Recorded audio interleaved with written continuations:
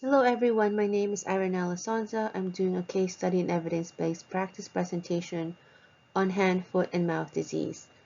I chose hand, foot, mouth disease because during my pediatric clinicals, of the 6 visits I encountered, hand, foot, and mouth disease was the one I saw often.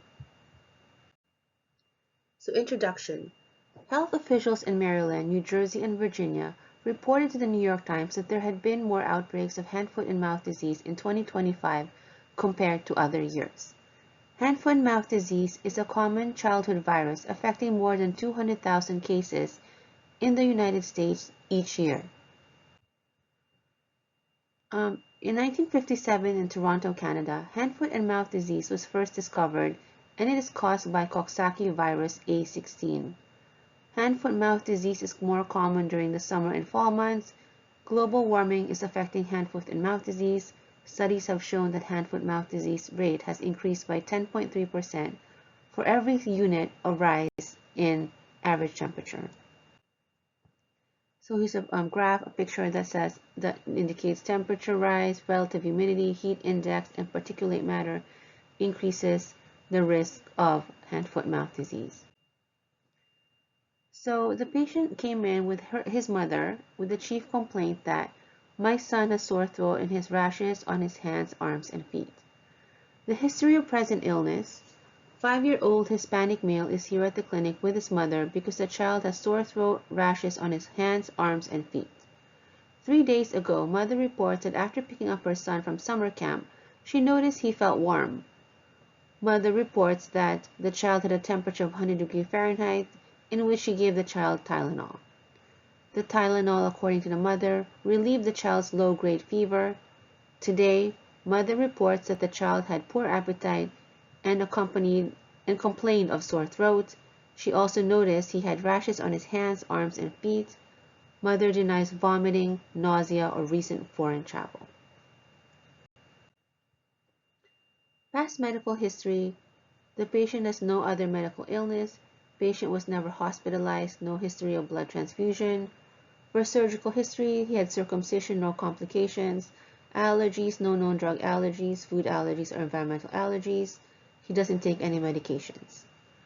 For social history, the patient lives with his parents in a 3-bedroom home in a safe neighborhood. He is an only child. His father works as an HVAC engineer and his mother is a dental hygienist. No one in the house smokes and his family has no pets. Patient attends a summer camp and has good social interaction. Family history. Mother and father are alive and healthy. Parents have no known hereditary disease. So immunizations, the patient, all immunizations are up to date for this patient, and he had his chickenpox vaccine at 12 months old and a second dose at 4 years old. For growth and development, the mother denotes normal milestone development. His growth chart denotes normal growth and height, and normal growth and development. Review of system. The mother denies weight loss or weight gain, no fever, chills, weakness, and fatigue. Mother denies headache, no visual loss, no double vision, eyes are not itchy. For ears, no ear pain, no hearing loss, no discharge. For throat, no nasal discharge. Mother reports a sore throat. Neck, no painful or swollen gland. Respiratory, mother denies shortness of breath, wheezing, cough, or sputum. Patient has no history of asthma. For cardiac, no history of murmur or cyanosis. GI, mother denies nausea, vomiting, abdominal pain. For musculoskeletal, no edema or no trauma, no joint pain. Neurological, mother denies numbness, weakness, or stiffness. Integumentary, patient has rashes on hands, arms, and feet. The rash is not itchy. On physical exam, the blood pressure is 101/62, the pulse is 76, respiratory rate 21, temperature is 98.8. Height is 3 feet and 7 inches, weighing 44 pounds. So BMI 16.7. He has healthy weight. Constitutional. The patient is not in acute distress. Normal appearance. Head is normocephalic and atraumatic. Extraocular movement are intact. The pupils are equal, round, and reactive to light. The ears, tympanic membrane, pearly gray in right and left ear with good cone of light. The throat, there's vesicles and ulcers in the oral mucosa. Cardiovascular rate and rhythm is normal and regular. Normal pulses, normal heart sounds. S1 and S2 are present. Normal rate and rhythm, no murmur, clicks, or gallops. Pulmonary effort is normal. Normal breath sounds. For the abdomen is flat. Bowel sounds are normal. There's no distension. Abdomen is soft. There's no abdominal tenderness. Musculoskeletal, the patient's normal range of motion. Skin is warm and dry. Erythematous papulovesicular rashes are seen on bilateral arms, interdigital area, and dorsum of bilateral hands, soles of bilateral feet. Neurological, patient is alert, oriented to place, person, and time. So the assessment for this patient was that he has hand, foot, and mouth disease. The child's clinical presentation is consistent with hand, foot, and mouth disease, such as a low-grade fever followed by emergence of sore throat, mouth pain, and an exanthem that involves hands, feet, and arms. A cardinal feature of hand, foot, and mouth disease is oral ananthem, which is evident in this patient's physical examination, findings of vesicles and ulcers in the oral mucosa. And also, enteroviruses such as hand, foot, and mouth disease are more active during the summertime. Daycare, summer camps, school, playgrounds, and places where kids are close together are high-risk places for hand, foot, and mouth disease. The patient, in this case study, attends a summer camp surrounded with other kids during the summer, which makes the child highly susceptible to hand, foot, and mouth disease. So for differential diagnosis, we can think first of herp angina. We can rule it in because like hand, foot, and mouth disease, herp angina is also caused by Coxsackie virus and causes painful blisters in the mouth followed by fever and sore throat. We can rule it out, however, because unlike herp angina, fevers for hand, foot, and mouth disease are typically low grade. Herp angina fevers are abrupt and high grade, ranging up to 105 degree Fahrenheit. Herp angina fevers may accompany seizures, and unlike hand, foot, mouth disease, herp angina does not present with exanthem. Another differential diagnosis would be chickenpox. We can rule it in because like hand, foot, and mouth disease, chickenpox also presents with low-grade fever and vesicular rash. We can rule it out because unlike chickenpox, vesicular rash for hand, foot, and mouth disease are seen in the mouth, dorsum of hands, and soles of feet, while rash for chickenpox is seen in the torso, upper arms, and legs. In addition, the patient has also been vaccinated for chickenpox. We can also think of primary herpes simplex gingivostomatitis. We can rule that in because like hand, foot, and mouth disease, primary herpes simplex gingivostomatitis presents with oral changes including cluster of vesicles with large painful ulcers. Herpes simplex virus stomatitis is also associated with skin lesions. We can rule it out, however, because unlike hand, foot, and mouth disease, herpes simplex stomatitis skin lesions are unilateral, while the hand, foot, mouth disease skin lesions are bilateral. So treatment. The diagnosis of hand, foot, and mouth disease is made by clinical presentation based on typical appearance and location of oral ananthem and exanthem. Here's a picture of the oral ananthem on the left and the exanthem on the right.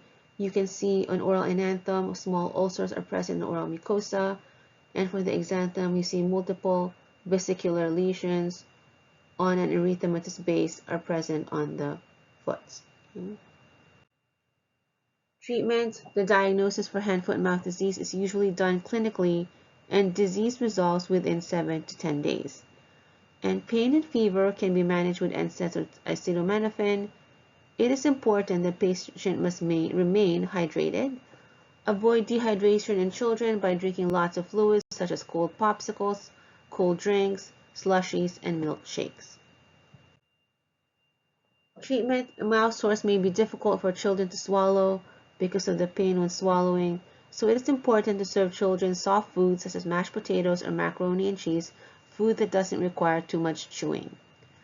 Rash and sores experienced typically resolve on their own in 3 to 4 days, and a mixture of ibuprofen and diphenhydramine can be used as a gargle that can help coat the oral ulcers and ease the oral pain. Treatment. Also, hand hygiene is important. in the prevention of hand, foot, and mouth disease. In child care settings, strict adherence to hand hygiene protocol should be followed when changing diapers, since enteroviruses are shed in the stool for weeks following infection.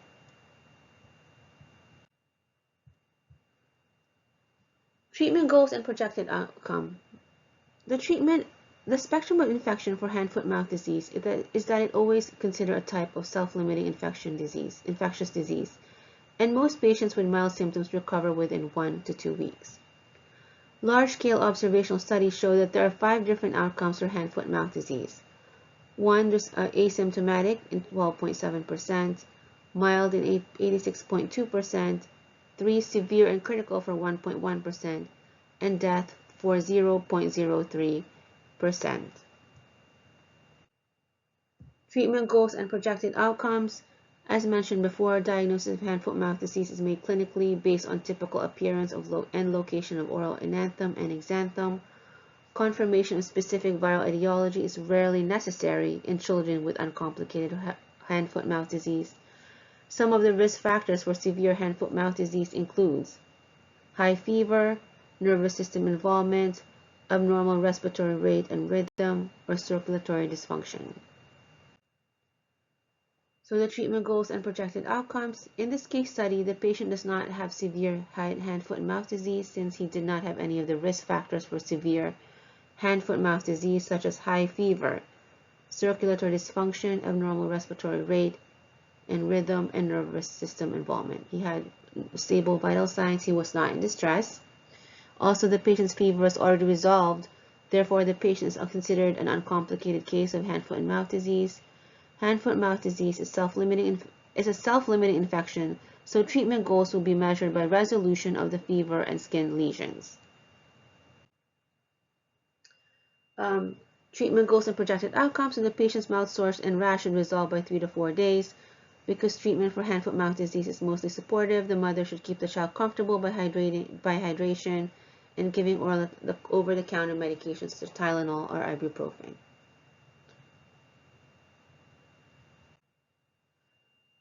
Current research pertinent to case and management plan. Current research and management plan for uncomplicated hand, foot, mouth disease is supportive since the virus is mostly self-limiting. Keeping the child hydrated is important, and treating pain and fever with oral over-the-counter medications such as Tylenol and ibuprofen. Vaccination is considered the most cost-effective and effective method to control the incidence of hand, foot, mouth disease. Currently, the most readily available inactivated whole virus vaccine for enterovirus 71 is made by Sinovac, Vigo, and the Chinese Academy of Medical Science. There is no available vaccine, however, for hand, foot, mouth disease in the United States, according to Central CDC. Confirmed diagnosis. The confirmed diagnosis for this patient is hand, foot, mouth disease based on the typical appearance of oral enanthem and bilateral exanthem. The patient has low-grade fever followed by rash on hands, feet, and mouth, which is the clinical presentation of hand, foot, mouth disease. Hand, foot, mouth disease often affects young children who are at daycare or schools. Daycares and schools are high-risk places for hand, foot, mouth disease. Our patient is 5 years old and attends a summer camp, which makes him high risk for hand, foot, mouth disease.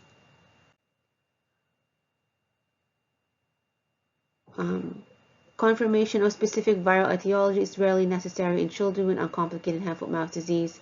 Since this patient had an uncomplicated case of hand, foot, mouth disease, he does not need confirmation of specific viral etiology.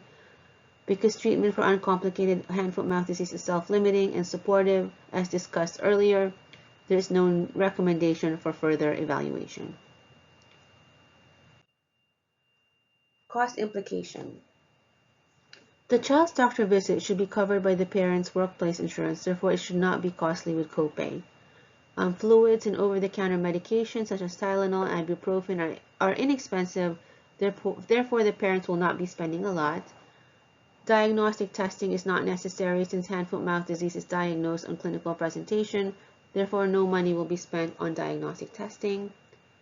If the child is fever-free for 24 hours, he can go back to summer camp. The child no longer has fever, so he can go back to summer camp, and the parent will not have to take a sick day off and lose productivity. The significance of hand-foot-mouth disease for the advanced nurse practitioner.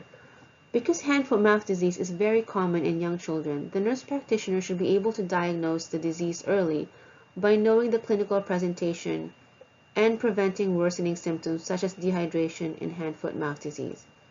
Parents of children with hand-foot-mouth disease may be worried, and it is important for the nurse practitioner to reassure the parent that most cases of hand-foot-mouth disease is mild and self-limiting. Hand-foot-mouth disease is an infectious disease and can cause outbreaks. Therefore, it is a nurse practitioner's role to educate the family how to prevent spread of the disease by hand washing and following strict hygiene protocols. Children may be irritable due to the enanthem and exanthem. The nurse practitioner's role is to give advice to parents to feed children with soft foods such as macaroni and cheese and to increase fluid intake, as well as giving over-the-counter medications such as Tylenol and ibuprofen for fever and pain.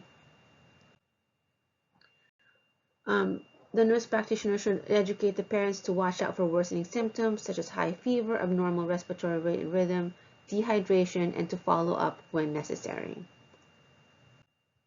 So questions. What is the most common cause of hand, foot, and mouth disease? A. Herpes simplex virus, B. Parainfluenza virus, C. H. influenza type B, or D. Coxsackie virus A16. Questions. Second, a 5-year-old male who attends a daycare in the summer presents at the clinic with low-grade fever, blisters on his oral mucosa, and rashes on palms of his hands, soles of his feet, and arms. What is the most likely diagnosis? Is it A. Herpes simplex virus, B. Herp angina, C. Chickenpox, D. Hand, foot, and mouth disease? Question number 3. What are some of the rare complications that can happen with hand, foot, and mouth disease? Is it A. Meningitis, B. Encephalitis, C. Myocarditis, or D. All of the above? The diagnosis of hand, foot, and mouth disease is usually made by A. Nucleic acid amplification, B. Throat culture, C. Stool sample, D. Clinical presentation. And 5. Risk factors involved in severe hand, foot, and mouth disease include A. High fever, B. Abnormal respiratory rate and rhythm, C. Nervous system involvement, D. All of the above. So this is for my report. I'm done, and here are my references.